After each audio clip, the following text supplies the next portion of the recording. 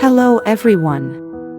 Today, I want to share an incredibly important topic that parents need to pay attention to: consent in gender and sexuality for children.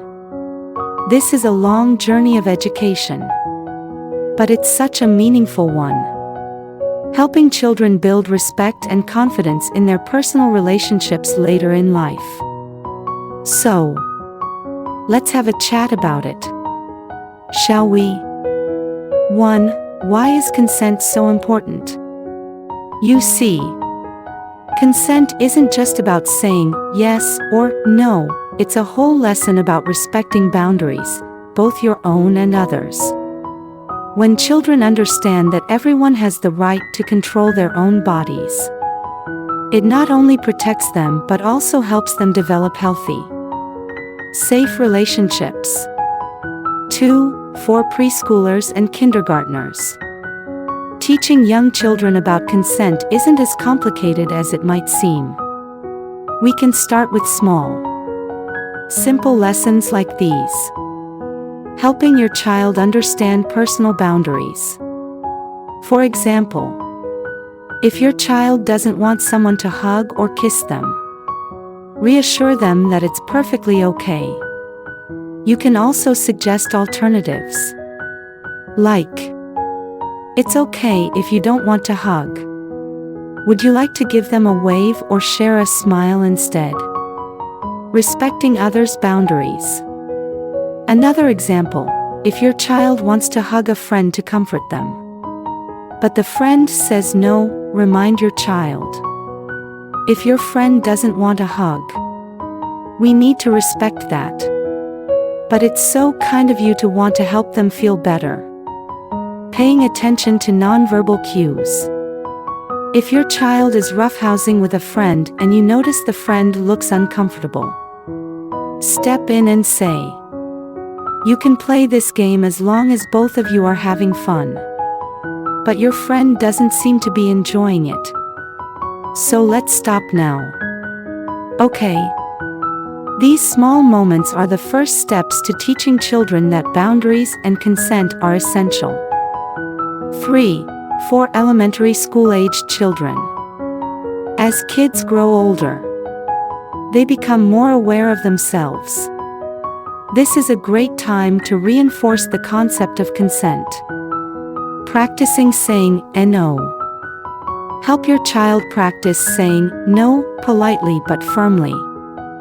For example, if you don't want to sleep over at your friend's house, you can say, thank you, but I'd like to go home tonight. Respecting privacy. As your child starts experiencing physical changes, respect their desire for privacy. Like when they're changing clothes or using the bathroom.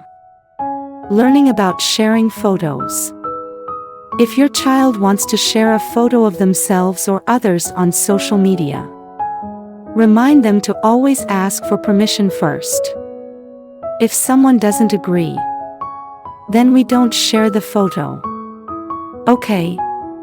And if you don't want someone to share your photo, you can say no.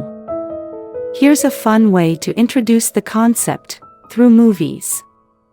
I love how Kristoff asked Anna for permission to kiss her in Frozen.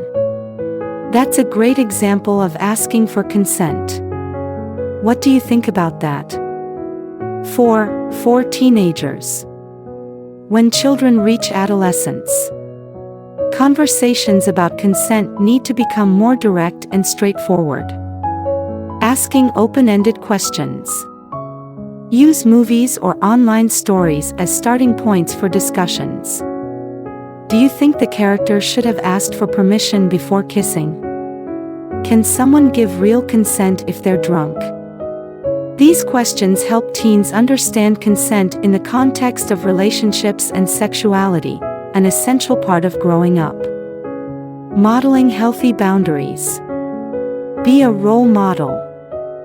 For instance, if you need personal space, communicate it clearly. I need some quiet time to rest right now. Could you come back later? Please. This naturally teaches teens to respect their own and others' boundaries. Conclusion: your body. Your rules. The most important thing we can do is remind our children that their body belongs to them. And they have the right to decide what happens to it. This lesson about consent not only helps them understand healthy relationships but also protects them from negative situations like abuse. Thank you for listening. I hope these tips will help you guide your child on their journey to grow into a confident and respectful individual. If you have any questions or thoughts, feel free to share them with me.